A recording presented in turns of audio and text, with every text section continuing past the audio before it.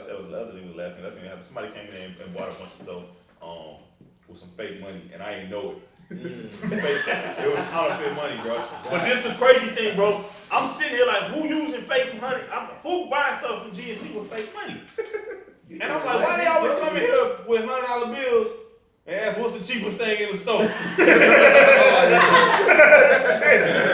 Hey, they go in there and buy a bag of chips and leave it on the counter. It's like, wait, what? You forgot your chips. I don't want them. I get my shit. All right, cool. And that's exactly what shit. I'm hungry. That's all I think about. Chips for me. Yeah, man. I had to go drop off chips. I gotta go drop off the cash at Wells Fargo. Hey, she pulled the money out, put it in the machine. And the machine, all the money go down, and it just count the money. It went all down. It still said 0, 0, 0. I said, I was looking like she flipped it over, put it back in. That's weird. Rub it on the pants. Hey, she unplugged the machine. She got the manager to come. I ain't never seen this. Manager opened his wallet, put his 20s in. It's working for me. Hey, she took the pin out. She did the pin. The pin showed like it was real. Damn. I said, man, look, I did the pin too. That's what I did. I said, I did the same thing. Bro, they took the pin apart. They took the ink stuff. They wrapped the $100 bill in it and squeezed it. Damn. Unwrapped it and it changed colors. Get out of here. I said, y'all wanted me to do that? And with the person right there? Give me a second, sir. This look fake. Stay here. Hold on. I'm like, that's like, oh, they got you good. He's like, yeah. Well, what happens now? He's like, yeah, I gotta report this as a loss. Oh, here we go. A lot of losses. Bro, there go my damn commission. yeah, bro, I took all my commission, man. I said, bro, I'm over here fighting crime. Shit. You better owe them some I'm a money. whole informant. Shit. You owe them some money at the end of the I might as well take my cut from the police department. Shit. Get you some of that money, though. Man, bro. That boy gave me straight fakes, bro. No deposit. 0 on the screen. Alright, I'm gonna ask one more question and then we can get to yours. I ain't gonna lie, fuck with Blair get the best answers. Hey, for real. Yes. They got stories behind them. I got a lot of stories. They got energy. You wrote a book. Published a book. That's a word. Yeah. What made you want to write a book? And then also, how long do you think the process took you from sitting down? All right, let's do it. To all right, I'm done. I know when it's coming out and all that. All right, so I've always wanted to write a book, not a finished book. I wrote an autobiography. I started it when I was a sophomore in high school, right? And so I was basically telling a story about how I started doing track and like all the lessons I learned, like life lessons, like throughout life, doing that and all these little things, right? So never finished that book. Quarantine, COVID happened. I had a lot of free time, so I'm like, how can I make more money and not really be doing no more work? Write a book. So I'm like, I know a lot. And at the time, this was before I was posting memes and stuff. I was posting like videos of me talking, but then nobody really want to listen to all that. I could see how long people listen to videos. So I got about 10-second window of people intention and they turn it off. So I said, man, for the people that actually care, and the people that just gonna buy it because it's me, I can make more money off of this if I just write a book. So I'm like, I'm gonna make it short and I'm gonna make it very simple and very quick. So in a matter of, I said it probably took me 3 months. I came up with the idea, wrote the whole book, and I had like a little, on 90, I think it's 99 designs, I had a little contest, like $250 who could design a book cover for me. I had like 300 something entries. And so I did that. I remember when you put the top 3 up, everybody pick. Yeah, so the book, I never knew what I was doing the whole time. So I didn't know how to write a book, know how to publish a book. You did it on I was Googling everything every day. Mm-hmm. So like, how to find a cover. The whole time I'm writing a book and publishing a book, I don't actually have confidence that this is going to become a book.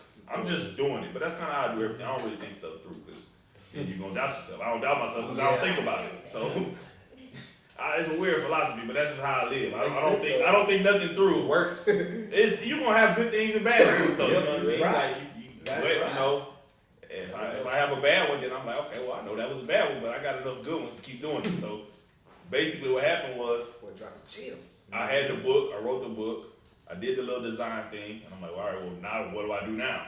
And so I Googled, okay, how to get a book put together and printed. So I found this company that would do it, and they was charging like, I think it was like $1,800, and I was like, yeah, I'm not paying that much money because I don't think I'm gonna sell too many books. So, you know, spending $1,800 to sell 2 books to my family. So I'm like, I'm not doing that one. So I kept looking, and then I found a company called 48 Hour Books. Love that company. Shout out to 48 Hour Books. They will take your book and make it and print it and ship it to you in 48 hours for $200. Damn. How many So copies did you want? the books cost me $4 each. I sell them for $25 each. The only thing that cost was the shipping cost because it's a lot of books in the way. So what happened was I contacted them and I'm like, hey, this is what I want to do. I picked this person. This is my design. It's like, you got a barcode? I'm like, I didn't really think about no barcode. Nobody ain't gonna be in the store. It's like, yeah, but you gonna have just big old white blank right there. If you don't have a barcode, they gonna pay like $50 for a barcode that don't work on my books. But it looked like a book. So that's all that matters. It's got a barcode on it. Yeah. So then I went and I did that. I put it together, and then in 48 hours, they basically was like, they sent me a prototype or like whatever. Like, this is your book gonna look like. Look at it. Tell me if you like it. I'm like, look good to me. It's all put together. It's fine. Just shining. Picture look good. I'm not about to read it. I never read my book yet. I wrote it. I'm not gonna read it. I know what's in it. So I put it there. yeah, I was like, I kind of did this. And we're like, yeah, that's good. Send me 50. So, I was like, if I sell 50, I'm good. So the total cost of making my book it was about $600. Damn. I made 4 bands. So my goal was to sell 30 books. And my pre-orders I sold out of those 50. So then I did another pre-order set of 50 and I sold out of those 50.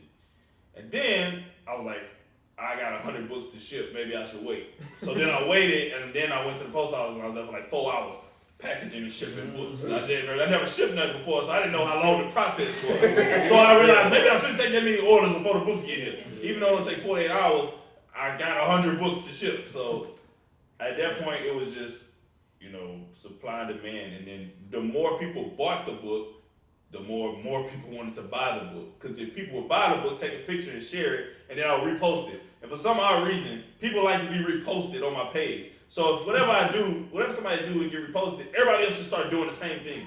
So if it's like, somebody say, shout out to Blair, all of a sudden it's, shout out to Blair, shout out to Blair, shout out to Blair. I'm like, but y'all just want to repost? But that's how it works. Right. So the other thing that I've realized is, when I started telling people how many books I had left, more people started buying. The lower it got. Yep. So I started saying 100 books left. I started saying 20 books left. 20 orders in the next 30 minutes. Yeah. 5 books left. I can restock every 48 hours, but I would act like it was gonna take me weeks to get the book. Look, last time. Boom, boom, boom. All of a sudden I'm like, I look at my thing, I'm like, dang, I done sold a lot of books. And so yeah, that really kind of opened the door to like, all right, how can I make more money in the midst of a pandemic that don't involve me actually doing something? I'm still selling 2 or 3 books a week, like $75, $50, $75. Yeah. Not to mention the ebooks, which is 100% profit. The ebook was the file I typed up. All I had to do was put it in a PDF form and put the book cover over it and sell that for $15. Mm-hmm. And as soon as they buy it, they just get an email with the link, and then they got the book. So that's profit right there. So between those two, and not to mention, it's twofold. I put acknowledgments in the back of the book. The acknowledgments for all the people who I thank for supporting and all that stuff, right? Family, friends, other trainers, etc. Shout out. Yeah, guaranteed sales. You in the book, you gonna buy it. He wrote it in there, I ain't gonna buy it. It's guaranteed sales. So I got 30 people on the back. 30 sales.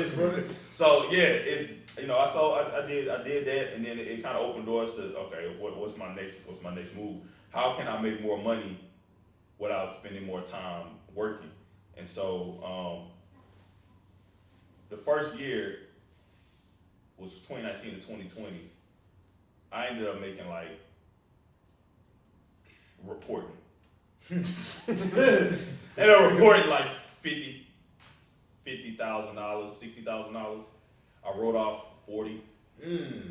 That's not. It wasn't a legit write-off. I didn't know no better. I wasn't saving for taxes or nothing like that. So I basically said I only made $10,000 that year. I made like $50,000, but I actually did spend $40,000 on random stuff. I just said it was business expenses. So I did the math. I was technically I made like 90 bands last year. I'm like, what I spent the money on? What is that? Doing dumb stuff. So then I'm like, I feel like I should be making six figures. I'm like, am I making six figures doing this? And so I was like, I did the math and I'm like, I blew 6 figures. Ooh. And I'm like, 6 figures is ain't what I thought it was. I thought 6 figures, man, I was gonna look around and see money everywhere. And then I realized 6 figures is a very broad term. Some people say 6 figures, that mean $100,000. Some people mean $999,000. That's a big old difference, right? You got $100,000, that ain't, people hit 6 figures, boom. Like, yeah, well, really more like 6. yeah, 6 figures ain't really the same no more. Really want to get to 7 figures. Yeah, so I had a bunch of trainers like reach out to me because they saw like what I was doing like in terms of like my own business. Like I created my logo, I created my website, I created my everything, my contracts. I took from the gyms that I was working at and I duplicated and put my own logo on, put my own twist. I have no problem taking from other people. I'm not trying to reinvent the wheel at any point in time. Have I done anything original? They already started. I just am very good at looking at other people who's successful and saying, You just know how to. okay, I'm gonna do that. So Study real good. yeah, Study. yeah. Take your test. game. Yeah, and it's. I mean, I use a lot of analogies on my social media and throughout life a lot, just because I feel like it makes it easier for people to understand. And when I started working with other trainers, I realized it's not necessarily, at least in my industry, well, I would say across the board, that people don't know what to do to make the money that they want to make. They just don't want to do it. And so it's not that you don't know how to do it. If I tell you to do it, and it ain't something you want to do, you just ain't gonna do it. And so my coach told me that when I was in college. He was talking about Michael Jordan. He was like, man, if Michael Jordan came into freaking Hamilton basketball gym, sat out with the basketball team, said, hey man, and one of the kids said, hey, what's one thing advice you want to tell us? Be the greatest basketball player ever. All right. Michael Jordan got a free throw line. I said, all right, you want to be the greatest ever? At the end of practice every day, close your eyes and shoot free throws behind your back. Shoot 10 of them. Every day, close your eyes, shoot 10 free throws behind your back. It's Michael Jordan. It's crazy. Stupid. Most people not gonna do it because it sounds stupid. Yep. See what I'm saying? But it's Michael Jordan. Yep. And he's telling you, if you do this, you're gonna be the greatest. Right? Most people not gonna do it. So when I start telling people, say, man, how you make so much money doing this? Oh, do this. Oh, man. That's too much work. I ain't trying to do that. I'm like, all right, well, okay. And then you talk to them 2 months later, what you doing? Oh, same old. Wait, man, you lucky. Well, I'm lucky. You doing this. Oh, I told you how to do that. I told you how to do it. I ain't doing that. Yep. And then that's exactly what happened. The analogy I give my clients is a cake analogy. You tell somebody how to bake a cake. Somebody come to my house and say, hey man, let me try some of that cake. I say, all right, try it. Man, it's the best cake I ever had. All right, cool. They call me a week later. Hey, I want to make that cake you made. How you make that cake? You use eggs, butter, flour, and sugar. All right, cool. I'm about to go to the store. They go to the store, buy the eggs, they buy the butter, they buy the sugar. And say, I ain't gonna get no flour. Go home, try to make the cake, put it in the oven, do all the other shit, and say, hey man, this don't taste the same. I say, well, you ain't making cake, you made an omelet. Shit, you ain't following the directions. I told you what to do, you ain't do it. You know what I'm saying? But that's what happened. That's what happened with the thing. I don't have no problem listening to somebody else. I don't have no problem following nobody else's instructions. I don't know everything, but I know somebody that knows something I don't know, and if they do that, I'm gonna take it. I don't care who it's coming from. You 10 years old. Most people got too many biases when they look for advice. So for me, I'm like, shit. If I see somebody making money and they telling me to do this, I'm doing it. I don't care. Like I don't take. Now on the other hand, I also don't take advice from people who not doing better than me. Thank So, you. you know what I'm saying? He said, buddy. Because people, it's like, they got a meme going around. Y'all know what Clubhouse is? Mm-hmm. Yeah, so they got a meme going around about people that get on Clubhouse and start rooms on how to make $1 million and they never made $1 million. Right? I don't listen to those people. I don't listen to those people. There's somebody who makes $1 million ain't on Clubhouse talking about how to make $1 million. They know about to tell you. You see what I'm saying? Right. But the thing is, a lot of times they do tell you, they just don't take it in that form. They want to get paid for it. Mm-hmm. So people with good information gonna put it in books. Mm-hmm. People don't read books. You see what I'm saying? But you don't have to read a book. If I'm gonna tell you what it is, it's the same thing. Even if you get out a book, even if you get out of here. Most people buy a book and they feel accomplished because they bought the book. Yep. Y'all read it? I got clients who bought my book and ain't lost no weight yet. You got the trainer and the book. Weight loss made easy. It made it hard. You still ain't bought the book. I bought the book. You see what I'm saying? To lose weight. Buying the book was the accomplishment for them. So it's like, you can't really help those people. So then, at the end of the day, I created Six Figure Trainers because I'm like, I had some people who reached out to me, trainers who reached out to me, specifically during COVID, during quarantine. I was talking to a lot of trainers who was doing weekly Zoom calls, talking about how we can continue to make money with gyms being closed. I kept training. I mean, I wasn't training in the gym. I saw what was happening. I bought equipment before the gyms closed. I made more money during COVID than I made any other time in my life. So, but everybody else couldn't do that. The gyms, all the equipment sold out at that point. So how you make money? You the only one out there. You already got yours. I said, well, shoot, redo your business, up your prices, change how you're going to be training. Before COVID, I used to train for hour-long sessions. COVID came, I was doing outdoor training. It's too hot. We trained for 30 minutes, right? When gyms open up, we still gonna train for 30 minutes. You gonna pay what you was paying for hours. We gonna train for 30 minutes. So now I can cut my prices. Still getting paid to make a name, working less time. Yep. And that's the kind of stuff we worked on during COVID. I'm like, look, during quarantine, I'm like, look, we gonna find out how to make some money. So I did the book. Some people sold apparel. Some people did like bands, stuff like. Everybody elevated. Some people did like the whole fitness influencer and all that other stuff. Everybody did their own thing. Everybody stepped into another lane. Yeah, and then the Six Figure Trainer thing came from, I was technically the moderator of all of these calls. I set this up, I connected all these trainers from all over. We got Lake Charles and Baton Rouge and New Orleans, Houston, all these people. So from that, everybody's like, man, appreciate that. You helped me do this, you helped me do that. And then I started getting all these, they would share it and repost it. I started getting these followers from other trainers, new trainers and stuff like that. And these personal training schools and stuff like that started following me on Instagram. And so what happened was, I'm like, man, how can I make money not off of my weight loss information, but off of my business information? Because the average personal trainer makes $40,000 a year right now. Less than 10% make over $60,000. I made six figures the first year. Well, $90,000 the first year, I just blew it. And then this year and last year, I'm gonna do, over even with COVID. You see what I'm saying? So, and that's reported. So it's like, you see what I'm saying? So like, if I take a trainer and say, hey, do this, and this, and they make money off of it, then I've helped that trainer out, and they're gonna be willing to compensate me. So now you get a couple people that's willing to do that, and then boom, I say, all right, I'm gonna create an online course, and I'm gonna teach people how to start from being in a LA Fitness Connection, or just getting certified and do every single thing I did to make six figures. How to get an LLC, how to get clients, how to advertise, how to create your logo, how to create your website, how to collaborate with other trainers, how to talk, how to the conversation, how your papers look when you are doing a consultation, the language to use when you sell them. There's so much stuff that I picked up over the years that people don't know. People don't know that stuff. If I'm selling somebody something, if I'm selling somebody personal training, most people say, oh, okay, this is the. I don't talk about my. Well, now I do because I don't care. But before, I wasn't talking about my prices before. Then you want to know how much I charge? You got to come talk to me in person. I'm gonna sell you a car you ain't never seen before.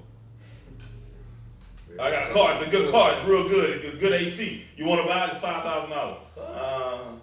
You see what I'm saying? So what I did was, I look. You got to come in and you got to see this. So I used to do free consultations, but I got rid of that because with free comes a certain crowd. You know what I mean? Yeah. Critical. That ain't gonna be ready to pay. So and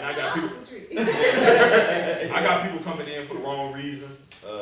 Women come in dresses to the personal training consultation and ask me what you do on the weekends, and it wasn't really personal training related. Like I work, bitch. That's what I do. Yeah.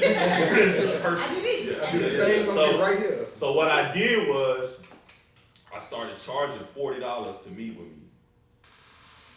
And at that point, I was 100% conversion rates from consultations. Everybody who I meet with gonna sign up. That mean they serious. Everybody Because you gonna pay $40, you gonna pay for the training session. And the thing is, when I cut the 30-minute sessions, I had no problem charging $40. That's $80 an hour. Yep. So you wouldn't pay $40 to talk, you wouldn't pay $40 to train. Yep. And we're gonna do the consultation for 1 hour. So the first 30 minutes, we're gonna actually do the consultation. The second 30 minutes, we're gonna do a training session because I gotta sell you on the fact that you came in here thinking you was training for an hour, but I'm gonna drop you 30 minutes. Mm-hmm. But you've been here for an hour. And everybody wants, yeah. So I show you, you get a good workout in 30 minutes. You're gonna pay the same amount you paid to come talk to me. We doing 30-minute sessions. So nobody ever said no. So what you got to argue with that? I don't get, so my consultations may be far and few. I may get 3 or 4 a month. But shit. But Sign it up. every single one is gonna be at least $300 more a month I make. You see what I'm saying? Yeah. So you just kind of you gotta play around. So 6-figure trainers is really kind of teach trainers how to be more independent. Because at the end of the day, you're gonna have gyms. Gyms are going to charge $60. I give you an example. LA Fitness. LA Fitness is probably the worst gym you can work for. LA Fitness charges $45, $55 a session. Their trainers get paid $10 and $12 an hour.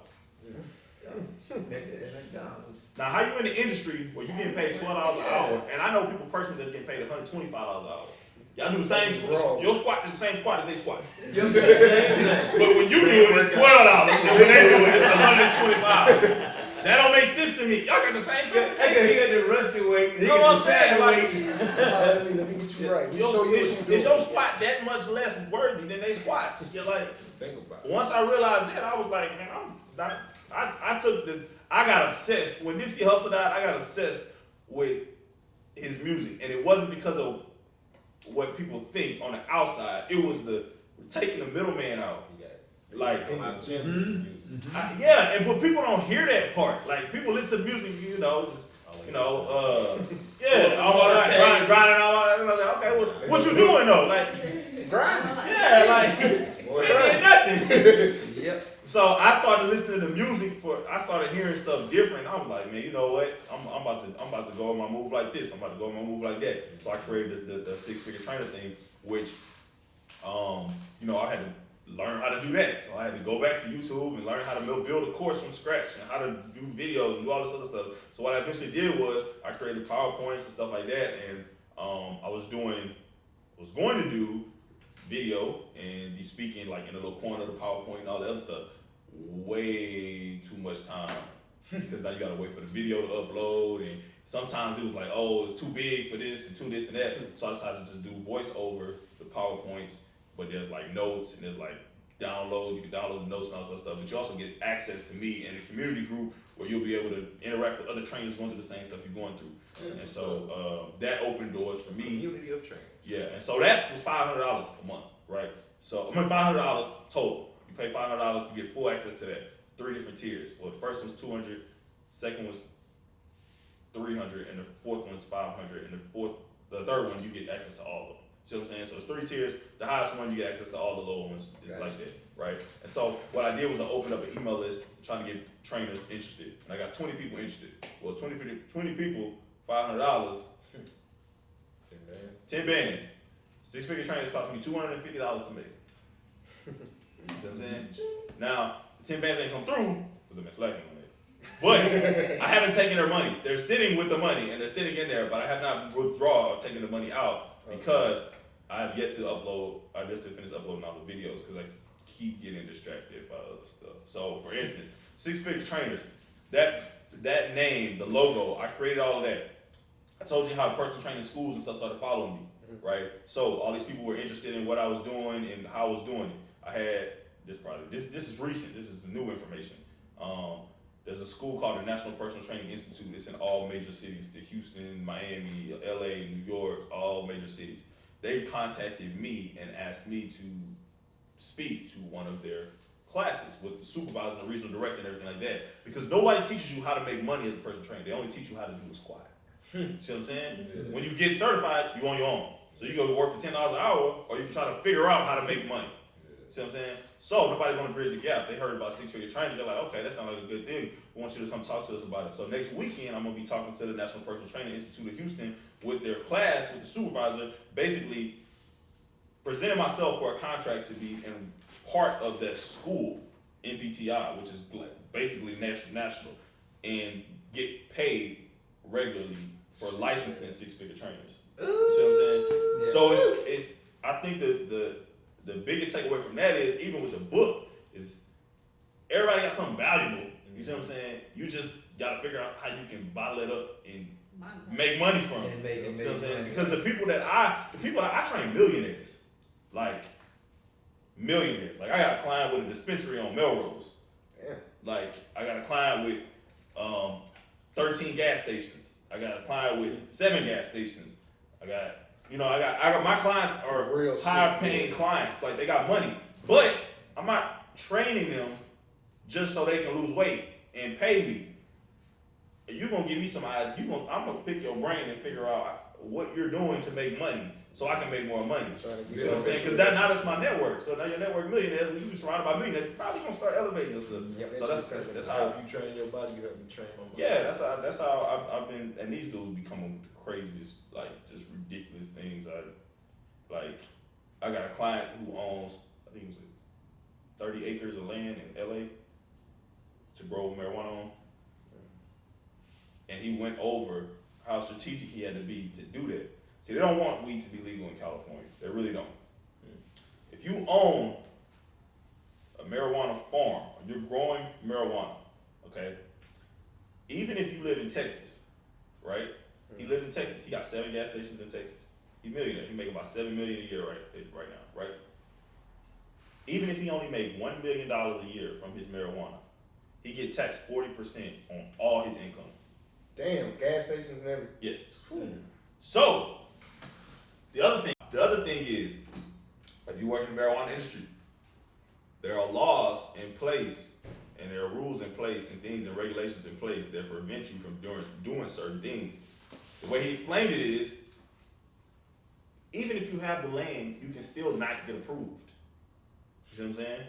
They're gonna put you through all types. So they can find a reason to not have you approved. And he said they don't typically let minorities get approved. It's usually dominated by white males, right? Of course. My client, when they wrote the laws for marijuana and legalization in California, it was 14 lawyers that were part of it. They wrote all the laws. My client hired all 14 to start his business. So he know all the loopholes. Gotcha. Smart. He paid $1,500 a call, not an hour. Just to pick up the phone. To pick up the phone, I need a right you gotta pay guy. $1,500, That's right? But were let me recap this so you can understand what I'm saying here. So my client, he bought that land to grow marijuana on. His ultimate goal is to be the #1 marijuana distributor, as well as grinders and all that in the U.S. He's new to the industry. They already got people way ahead of him, right? He bought the 30 acres to grow on. He flew to LA to meet with the neighbors of Vladimir Putin in Russia. Some Russian, okay? His neighbor, Vladimir Putin's neighbor, committed suicide. It wasn't suicide, but they marked it as suicide, right? So the kids inherited billions, okay? They own a marijuana dispensary on Melrose, and y'all need to look this place up. It's nice. And he bought it from them because they weren't running here, right? So he went out there. He flew out there. He said they sat on the airway. He said they smoked. He said it was 2 Russians. They had these big ass dogs. They were standing out there. And every time he tell me the story, I don't believe it. Then he starts showing me Snapchat memories, and I'm like, oh, okay, shit, this did happen. Like, and he's like, they sat out there, they talked. He said, we want to sell to you for $14 million. And he said, you made me fly over here to offer me for me to give you $14 million. I'm gonna give you $14 million. He said, give me 10. He said, I give you 7.5 and keep you one third of the company. He said, all right. So he got a dispensary on Melrose in LA for $7.5 million. So basically what he did was he bought the brand. Because they have multiple dispensaries, but now he owns it. So he owns the licensing rights. Right. So now you got 30 acres, you about to build in-house growing, you the distributor and you the supplier. It's just like it's ridiculous. The dude got ridiculous ideas, man. It's like you jumped in head first. Yes, sir. yeah. So and when you, like I said, bro, you start surrounding yourself with those kind of people, you start thinking different. And those people help you. You never be surprised how people with money don't have no problem trying to help you make some money. No, that's fact. Now, I'll never ask for money. Now I'll tell you a situation that I regret now. She knows about this. Last year, the beginning of 2020, I had a client who was a millionaire. He had 20 gas stations. I trained a lot of Indian people. He had 20 gas stations, right? I trained this man for maybe 4 weeks. He said, "Man, I like how you talk." He said, I like where your mind's at. I like what you want to do. What do you want to do? What is your goals?" Now, I didn't mention this, but I own a real estate company in Illinois. Real estate investment. I started it in the end of 2019, going into 2020. It's called Henderson Real Estate Ventures. So it's an investment company. You buy beat up property, renovate it, rent it out. All right. COVID hit, put that on hold. Right. But this is before COVID. He said, "Yeah, I'm waiting. I'm gonna buy my first real estate investment property this year. I got this company out here. I'm also doing the training. I'm doing the training because I like the training." He said, "Okay." He's like, "You know what you're doing?" He said, "Yeah, I took courses. I flew to Chicago. I've seen the houses that I'm looking at buying. Like I've walked through them. Like I literally went through all of that. Like I know exactly what I'm doing. You can ask me anything about real estate investment and I can spit it out to you." He said, "All right." So he started asking me questions. He owned real estate, but he just want to see how much I know. So he said, "Yeah." So I like what you're doing. I say, "Cool. All right. Well, I'll see you tomorrow." He say, "We got a check for you, $25,000. Go buy a property." I said, "Huh?" $25,000. I was like, Yeah. "Man, I don't know about that, bro." He was like, "What you mean you don't know?" I said, "Man, people don't just be giving out money, bro. Like 25,000. At this time, I don't know how much money he has. So I'm like, man, where does money come from, man? I'm not signing my life away. Like, I don't know, bro. What's the agreement?" Tomorrow, like you owe me 50. So I told him no. He was like, "All right." He came back the next day. He's like, "You thought about it?" I said, "Man, let me talk to her." I thought I was gonna talk to her, tell her, and then I was like, "Man, let me think about it." I was like, "All right." He said, "But what you want, man? Like I know you know you're not just giving 25,000. You can't even write this off. They don't even say that. You just give me a check. Like you could put donation or something like gift, like something." He didn't put anything. So I told him no, and then COVID happened. And he had to leave and go back. Since COVID happened, he owned all these gas stations. He had to start working more because people stopped working because of COVID. They filed for unemployment or whatever the case may be. So he went back and he's like, "Man, I gotta stop training for a while. I'm gonna go back and do this other stuff. I'm not being touched." And I never hit him back about that money. But I saw the check. It was real. It was real. And in hindsight, I'm like, Took it. I should have took it. But at the time, I kind of grew up in an environment where you go to somebody's house and ask you want something to eat, you say no. Yeah. You know what I mean? You You don't just take the food. The man throw $25,000 in front of you. You've been knowing him for 3 weeks. Say, nah. I'm gonna think about it for me. I'm like, man, hold on, bro. Like, You ain't asking this. Can't take me on no dates, sir. like, I don't know what you buying. Like, Yeah. do you want my property? Like, I got a court, you gonna win. You got millions. I'm gonna lose. I'm public defender. I'm not gonna win. Like, so I ain't go that route, but you know, it's still lesson learned. Next time, taking that money. Let's go cash that shit. You give me cash. Let's go. Yeah. Hold that though. Yeah, man, that stuff was wild. Hindsight is always 20/20 though. Thanks. Worst ass whooping I ever got? I'm talking about like an ass whooping though, not no race, track ass whooping. Oh, no. I know what you mean. Man. Oh, I stole my grandmother's car. I was in 8th grade. 7th with me. Well, 7th was with me. I went pick set up. Yeah. Y'all wanna know how stupid I was in 8th grade? So look, this is what happened. So first, I took the car at night to go see this girl. So I went to see this girl. All she did was go outside and say, "Oh my God," and go back in the house. That was it. I stole the car for that. In the midst of that, I realized I ran a couple stop signs. I didn't know nothing about the car except accelerator and brake, right? So then I'm like, I'm about to take the car. This time I ain't want to see no girl. I'm going to see Seth. So, I go pull up to the back of his house. I'm like, look, I'm driving. Cause you know Seth was driving at like 12. Yeah. So I wanted to show him I stole my grandma's car. Yeah, I'm like you. So I pull up. We outside talking, you know. Yeah, whatever. Yeah. This is Lexus. Yeah, 1999. Yeah. Whatever, right? Politicking. Turn the car off. I said, all right, I gotta get home before they come and see the car gone. Go back in the car. Oh, man. Car ain't starting. Lord have mercy. You just get hot? What's going on? It was just working.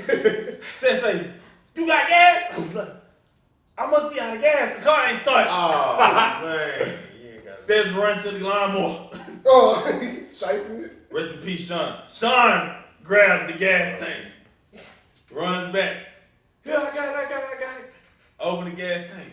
Mind you, this is a Lexus. You only can put premium gas in. Oh, We putting lawnmower gas in. Lord have mercy. Doom, put the whole gas in. It ain't working. It must not be strong enough. It needs premium. You got to drive your car to the gas station, put some premium gas in this thing, come back and put it in this car. He said, dang, try it one more time. Said turn. Put the car in park. I turned the car off and drive. Oh, God damn.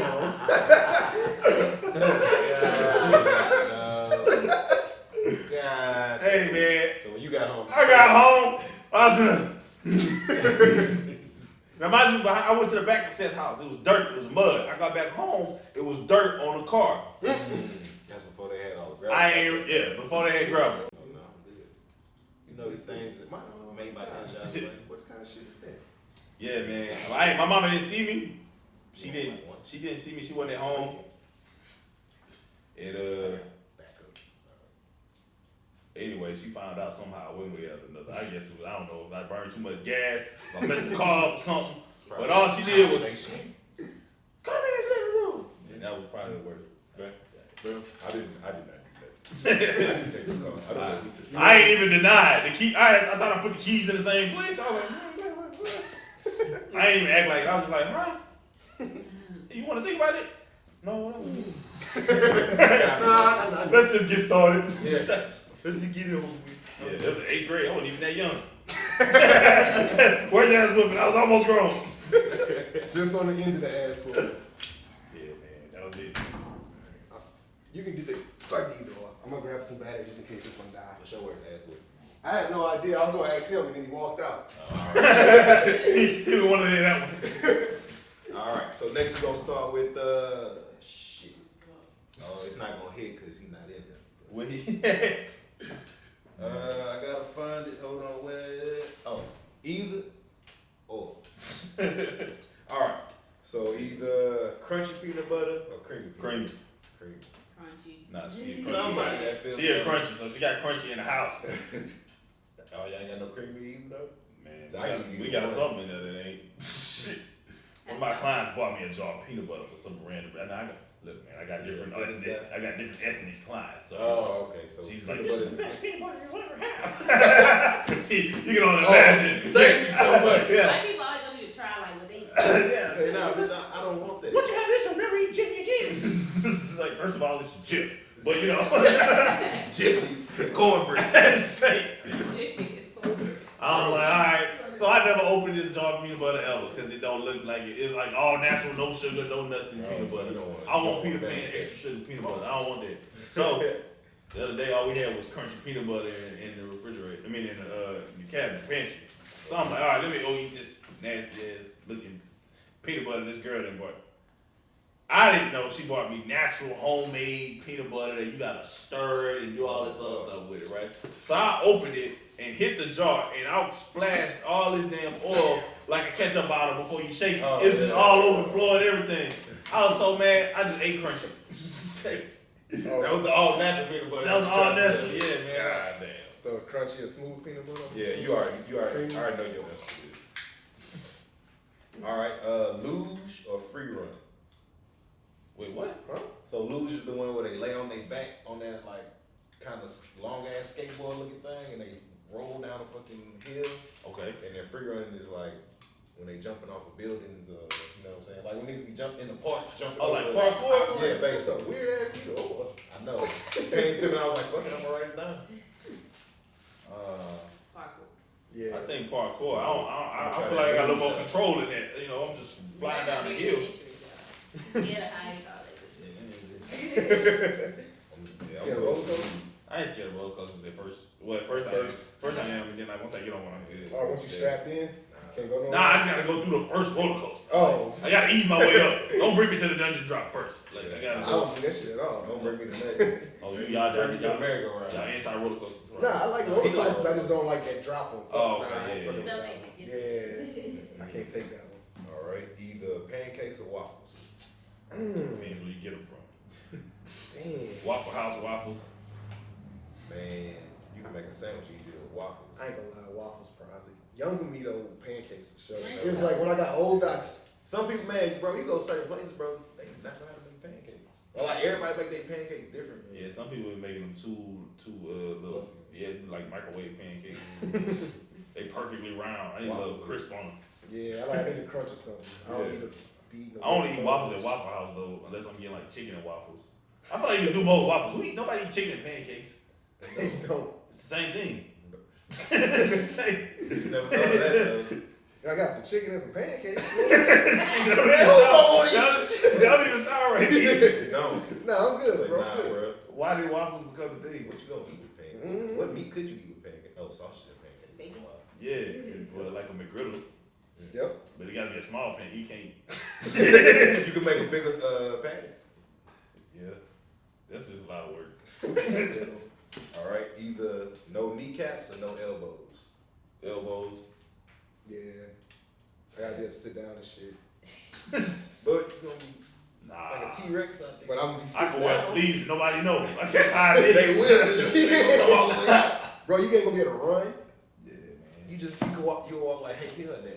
But I still you ain't gonna be able to run. You know what you need I to just- for? You ain't got no kneecaps. You can be in a wheelchair or like this. No. But shit, you gonna be in a wheelchair like You this? still be wheelchair. You can't bend. You can't Just bend. stick it straight out. Knock your stuff down in the Oh, store. well, don't be a menace. Be tripping people all the time and shit. Nobody gonna like you. I'd probably go no elbows. You can't go to the movies no more. Why you can't? Where you gonna sit? You Man, sit all the way in I front? got designated seats for handicapped people. People with no Low-key, knees. handicapped got a lot of perks. I'm telling you, that's some good seats right there too. If they ain't in there, I'm sitting down. That's some good seats. Soon Ain't as nothing they- wrong with them As seats. soon as they come in, I'll be like, I gotta see how bad your deficiency is before I get up. I don't know. Shit, if you ain't got no knees, I can't get up. that's how bad it is. All right, you can have. Either drive a Fiat or a Mini Cooper. Fiat. Me too. Yeah, I've driven. I think Mini Coopers is all stick shit. I've driven in a Mini Cooper before. How was that? It was the worst thing ever. I was about to say, you got tall too. I actually got boxed in by 3 18-wheelers. 3? Damn. Yeah, it was on my driver's test. License to drive. Shout out. I think they Shout shut out, down. license. I think they They shut are. down. Shout out. I went to them too. Yeah, man. They that Mini Cooper with the big ass number 1 on the side or whatever. Yeah. I got boxed in on 210. It was pouring down rain. I was scared as hell. Oh, that I last know car. exactly what you're talking about. That's crazy. Yeah, Shout out. I was failed thinking my they would first put me in the test. other car. Yeah, man. Failed my first driver's test. Oh, for real? At license drive? Yeah. And they gave us all the answers. Well, I failed the drive. Oh, the actual real one, driving when you test. can't cheat. Oh, okay. Yeah. I'm about to say license drive was like, give us 200, you can pass. Yeah, what they, hey, before that is B, C, D. Yeah, bro. They literally would do that. Y'all ready? All right, let's go. Let's go They drive. tell you all the answers in order, and then be like, all right. Damn. All right, next I got a little riddle. Nigga passed with 100 and then failed to drive. Thanks. I know how to do everything. What the It's just hell were getting you in there. I can tell you what to do. Describe it. Yeah. But I don't know. I remember that. That was on the Actually test. do it. It's me. Get behind the wheel, turning the canvas off of Phineas and Ferb. Start bumping in there. Everything. SpongeBob. Oh, he definitely ain't never getting over it. All right, little riddle. Last episode it was he has married a lot of women, many women, but has never been married. Who is it? A priest. Preacher, priest, whatever.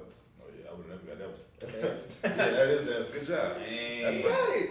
Not we, I did all the work. All right. So today's riddle, don't answer it if you end up knowing the answer at the end. Oh, all right. For next episode. I probably at this rate, I don't know. Not looking too good right now. I'd sit here for hours. Hey, this one is kind of tough. All right. A prisoner is told, if you tell a lie, we will hang you. If you tell the truth, we will shoot you. What can he say to save himself? I'm not black. Oh, well, you should say that from the beginning. Yeah. Oh, you shouldn't even be in prison. Get on out of I here. don't know. That's a hard. If you know the I don't know about that. I don't comment have down a clue below. on that one yet. Yeah, that one tough. Like the priest one, I knew that like Right off bat, huh? the next morning. Oh, all right, that worked. Shit. Okay. And next up, we got hopefully a fan favorite because it's definitely my favorite. Couple years. Abrinaro! Oh shit. Espanol, she fuck with that. That's a chihuahua. My bad. That caught me off guard. The chihuahua caught me off guard. All right. Today's So phrase. she's listening too. Esta noche te voy a hacer volar a un chocho jamaiquino gordo. What is Chocho? ¿Crees que puedes encargarte? What? What is Chocho? Translation. Excuse me. He said nice somewhere. I'm gonna make you fuck a fat Jamaican pussy tonight. Nice. Think you can handle it? R.I.P. Louis Rankin. That's from Shotters. No, my bad, Belly. What? He was on Shotters too, though. That's why I I said remember that part. That was a deleted scene. yeah. You got too far now, Biggs. That's my movie. Shout out. If you ain't seen R.I.P. Shotters or Belly, go watch it, man. R.I.P. to that man. R.I.P. That's a legend, bro. And he was only in 2 movies. All right. And last, 2 movies that I know about. He's probably That's disrespectful, yes. He did one good scene. Uncultured swine. All right, last up, I got fun facts. This week is going to be about King Leopold II. So in the period from 1885 to 1908, many atrocities were carried out in the Congo Free State, today known as the Democratic Republic of Congo. The colony was under the rule of King Leopold II of Belgium. These horrendous events can be connected with the labor policies used to collect natural rubber for export from the land. Together with epidemic disease, together with an epidemic disease, famine, and a falling birth rate caused by these disruptions, the atrocities contributed to a sharp decline in the population of the Congolese people. The magnitude of this population disruption is often disputed, with modern estimates ranging from somewhere between 1 million to 15 million deaths. At the Berlin Conference in 1884 to 1885, the European powers allocated the Congo Basin's reign to a private charitable organization headed by King Leopold II. Next episode, I'll probably talk about the Berlin Conference. All uninhabited land in the Congo is nationalized, with the majority distributed to private companies as concessions. Some the state kept. Companies were allowed to do whatever they wished without almost any judicial interference. In turn, forced labor and violent coercion were used to collect rubber from the land and maximize profit. A native paramilitary, the Force Publique, was also created to enforce these labor policies. Those who chose not to work were killed and entire villages were destroyed. Despite all of this, the main cause of population decline was disease, which was aggravated by the social disruption brought on by King Leopold and the Belgians. African sleeping sickness, smallpox, swine influenza, ambiotic dysentery, I'm pretty sure that's when you just like your guts fall out and shit, something like that, you shit yourself. Ravaged indigenous populations. In 1901 alone, it was estimated that over 500,000 Congolese people had died from sleeping sickness. Disease, famine, and violence combined to reduce the birth rate while excess deaths rose. Moral of the story, they only teach you what they want you to know. And that's my fun fact for tonight. You got anything? On that? Nah. Do I have anything else? I know Florida man go. Yeah, we got Florida man. We can't go without Florida man. The Adventures of Florida man. Like I said, it's a 2-parter. Now, the only reason it's a 2-parter is I would space them out, but both of these come from the same, I guess, Person. topic. genre. All right. Genre of fuckery. It's all the same. All right. All right. Now the first one, there was a Florida man who was 37. He got arrested for kidnapping 27 people and forcing them to play Yahtzee for 36 hours straight. What? Wait, so that's kidnapping? That's it. I have no You idea. got charged with kidnapping? Well, kidnapping and probably holding people, making them play I don't Yahtzee. think That's- you can't charge for that. You charge for kidnapping. You can't charge for Yahtzee. Shit ain't cool. Crime by Yahtzee. What the fuck? Now, when you hear some shit like that, the first thing you think of is Yahtzee don't get that serious. But I'm also here to tell you that it does get that serious, especially in Florida. Apparently. All right. Hey, none of that now. There was a Florida man who was fatally stabbed after a dispute over Yahtzee. Man, they take their Yahtzee serious. They must got like Yahtzee clubs. Martin Allen, who was 49 years old, was playing the dice game with the 47-year-old Edith Elliott at her home in Tampa. They began to argue, and Edith went into her bedroom, which is where her boyfriend was, kicked in the door, scuffled with the boyfriend, and then proceeded to stab him twice. Man. He died at the hospital. What? He killed him over the Yahtzee? Say, nah, you ain't get Yahtzee, you lying. He's now in jail for second-degree murder. Crime of the past. All over Yahtzee. Bro, Y'all played is Yahtzee? like- I ain't never I played played it Yahtzee. like Me either. I played it on my phone one time too. Y'all see one of them games I buy so I can have some more dice.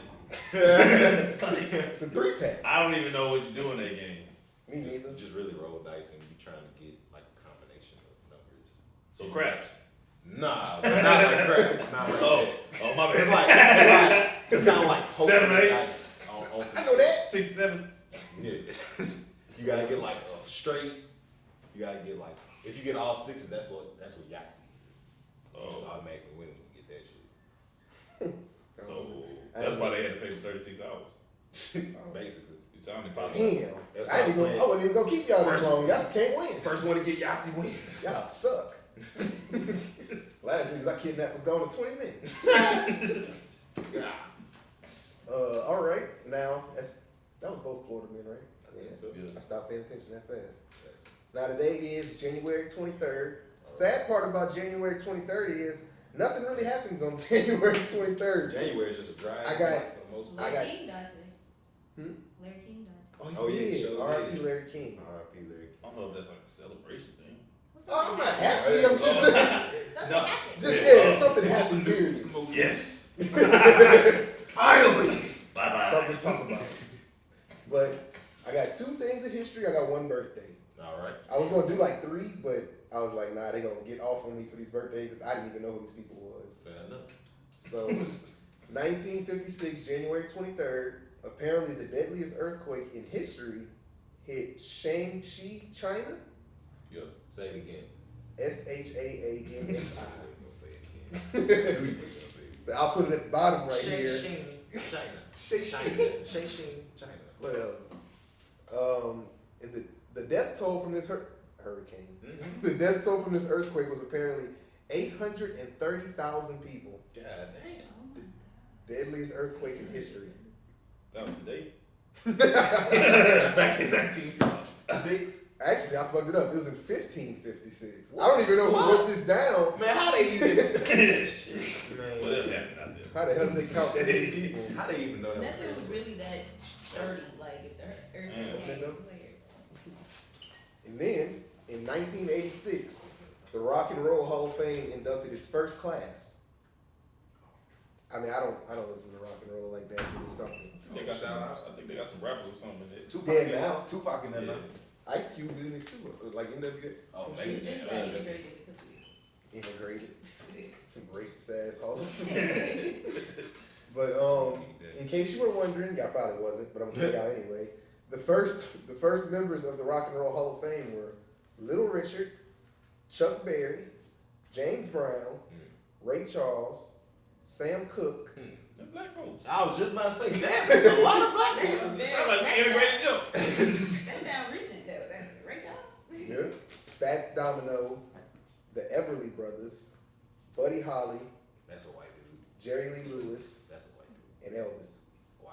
You know they had to put Elvis in there. Of course. That's they wanted. That's they one. That's all they need. That's what we're gonna take it to them. And he's a thief. So we're gonna throw some black people And a in there fake. so we can get our Elvis in there and nobody say nothing.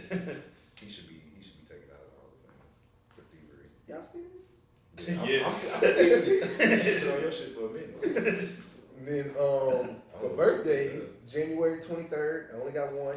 1998. Happy birthday. XXX Tentacion. Oh, R.I.P. Damn. She ran off with your R.I.P. shit. Damn. And now I'm missing a slipper. Dang. Be your own kid. Any shout outs? Shout out to Juwan Ford.